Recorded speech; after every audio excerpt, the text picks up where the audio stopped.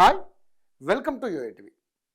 త్వరలో బీహార్ రాష్ట్రంలో జరగనున్న అసెంబ్లీ ఎన్నికలు జాతీయ రాజకీయాలను ప్రభావితం చేసే అవకాశం ఉంది. ఓట్ల చోరీ ఆరోపణల తరుణంలో ఇండియా కూటమికి ఈ ఎన్నికలు సవాల్గా మారాయి. మోడీ హవా స్టేటస్ రిపోర్టు తెలుసుకోవడానికి ఎన్డీఏకు ఈ ఫలితాలు కీలకమే. జేడీయూ పార్టీతో పాటు నితీష్ భవిష్యత్తును ఈ ఎన్నికలే తేల్చబోతున్నాయి. దీంతో ఎన్డీఏ ఇండియా కూటముల మధ్య హోరాహోరీ సమరం జరగడం ఖాయంగా కనిపిస్తుంది. ప్రధాన కూటములకు తోడు ప్రశాంత్ కిషోర్ ఏ మేరకు ప్రభావం చూపుతాడనేది కూడా కీలకంగానే ఉంది. అయినా కూడా ఓట్ల చోరీ ఆరోపణలే హైలైట్ చేస్తున్నాడు. ఈ అంశాన్ని ఫోకస్ చేస్తూ రాహుల్ గాంధీ ఇప్పటికే ఓటర్ అధికార యాత్ర పేరుతో ఎన్నికల ప్రచారాన్ని ప్రారంభించారు. ఓట్ల చోరీపై రాహుల్ విమర్శలు, ఈసీ కౌంటర్లు, సుప్రీంకోర్టు డైరెక్షన్ తర్వాత బీహార్ ప్రజలు ఎవరి వాదనను నమ్ముతారనేది అసెంబ్లీ ఎన్నికల్లో తేలిపోనుంది. గతంలో బీమార్ రాష్ట్రంగా ముద్రపడ్డ బీహార్ ఇప్పుడిప్పుడే ఆ ఛాయలను తొలగించుకుని అభివృద్ధి బాటలో నడుస్తుంది. గత 25 ఏళ్లుగా నితీష్ బీహార్ను ప్రశాంతంగా ఉంచారని జేడీయూ గొప్పగా చెప్పుకుంటుంది. కానీ రాజకీయ జిమ్మికులతో సీఎం పదవిని పదిలంగా ఉంచుకుంటున్నారని, అసలైన అభిమానం లాలూ కుటుంబం వెంటే ఉందని అనేది ఆర్జేడీ మాట. రాజకీయ విమర్శల సంగతి పక్కన పెడితే బీహార్ స్థితిగతుల్లో గతానికి ఇప్పటికీ మార్పు వచ్చిన మాట నిజం. దేశవ్యాప్తంగా వలసలు వెళ్లే బీహారీలు కూడా బీహార్కు కొత్త రాజకీయ అస్తిత్వాన్ని తెచ్చిపెట్టారనడంలో ఎటువంటి సందేహం లేదు. దీంతో మునుపటితో పోలిస్తే ప్రస్తుత బీహార్ ఎన్నికలపై దేశవ్యాప్తంగా ఆసక్తి పెరిగింది.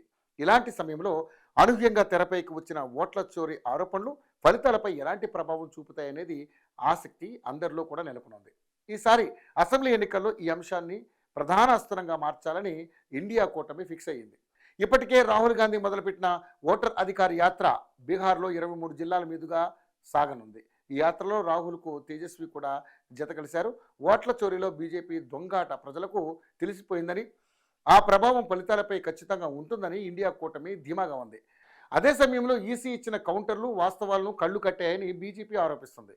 బీహారీలకు మోడీపై నమ్మకం ఉందని ఆ పార్టీ వాదిస్తోంది. రాహుల్ వ్యాఖ్యలకు ఈసీ కౌంటర్ ఇచ్చినా దాంట్లో పసలేదనేది ఇండియా కూటమి అభిప్రాయం.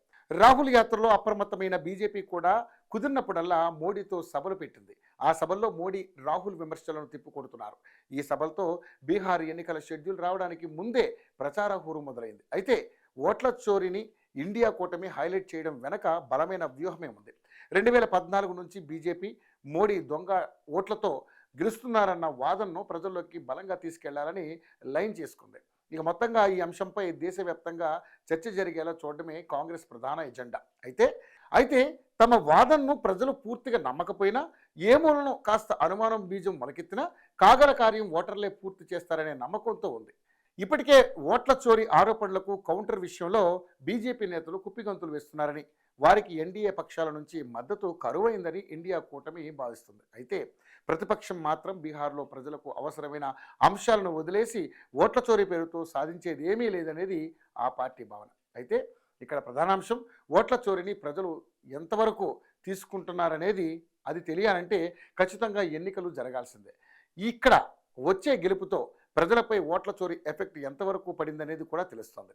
రాహుల్ మాత్రం ఓట్ల చోరీనే నమ్ముకున్నారు, కానీ బీజేపీ మాత్రం వ్యూహాత్మకంగా వ్యవహరిస్తుంది.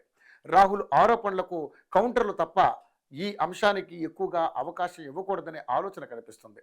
ఓట్ల చోరీని ప్రధానాంశం చేయకూడదని ఉద్దేశంతో మోడీ సైతం సభల్లో రాష్ట్రాభివృద్ధి గురించి మాత్రమే మాట్లాడుతున్నారు. మెరుగైన బీహార్ కోసం ఎన్డీఏకి ఓటు వేయాలని అభ్యర్థిస్తున్నారు. దేశంలో యూపీ తర్వాత బీహార్ కీలక రాష్ట్రంగా మారిపోయింది. దీనికి తోడు బీహార్ వలస కార్మికులు దేశమంతా ఉండడంతో బీహార్ ఎన్నికల ప్రభావం ఇతర రాష్ట్రాల ప్రజల మీద కూడా ఉంటుందని పార్టీలు బలంగా నమ్ముతున్నాయి. పైగా ఎన్నికల కోసం తాము వలస వెళ్లిన ప్రాంతాల నుంచి తరలి వచ్చే బీహారీలు తమతో పాటు దేశ ప్రజల మనోగతాన్ని మోసుకొస్తారనే అంచనాలతో ఉన్నారు. అందుకే బీహార్ను ఒక రాష్ట్రానికి సంబంధించిన ఎన్నికలుగా తీసుకోకుండా పార్టీలపై దేశ ప్రజల అభిప్రాయానికి ప్రతిబింబంగా చూడాలనే అభిప్రాయాలు కూడా ఉన్నాయి. అందుకు తగ్గట్టుగానే అగ్రనేతలు రంగంలోకి దిగి వ్యూహ రచనలు చేస్తున్నారు. అంతేకాకుండా బీహార్లో ఎవరు కింగ్ అయితే జాతీయ రాజకీయాల్లో వారే హవాను నడిపిస్తారనే విశ్లేషణలు కూడా ఉన్నాయి. అందుకే అటు ఎన్డీఏ ఇటు ఇండియా కూటమి ఈ అసెంబ్లీ ఎన్నికలను ప్రతిష్టాత్మకంగా తీసుకున్నాయి. చూడాలి మరి ఏం జరుగుతుందో.